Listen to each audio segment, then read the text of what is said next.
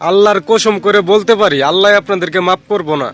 আপনারা মেয়ে হয়ে যে সকল ভিডিও বানান, হট ভিডিও, সেগুলো আমরা ছেলে হয়েও বানাইতে লজ্জা পাই। তো আপনারা কিভাবে বানান এই হট ভিডিও, ইউটিউবে ফেসবুকে অ্যাভেলেবেল আপলোড করতেছেন, এগুলা দেখি।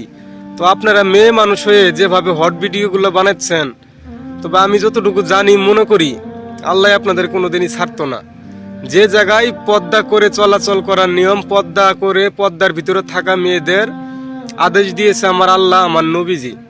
আর সেই জায়গায় আপনারা কিভাবে ভিডিও বানায় কোটি কোটি মানুষকে দেখাচ্ছেন, সেখানে মিলিয়ন মিলিয়ন ভিউজ হচ্ছে। আপনারা যদি মানুষকে দেখেন, মানুষ তো দেখবই, মানুষ তো দেখার পাগল না। আর ছেলেরা সবসময় চায় মেয়েদের দেখার জন্যই।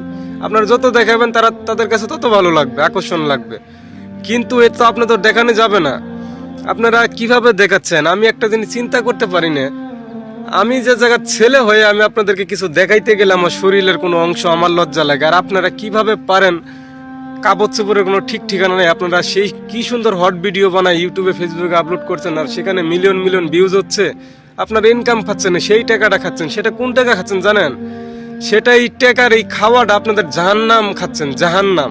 জাহান্নাম খায় বোঝাই করছেন এক সময়। এই জাহান্নাম যে আপনাদের কি করব, এটা আল্লাহ ছাড়া ভালো কেউ জানে না। তা আপনারা এইসব বাদ দিয়ে ভালো কোনো ভিডিও বানানোর চেষ্টা করেন। আমি যতটুকু মনে করি এতে আপনাদের ভালো হইব।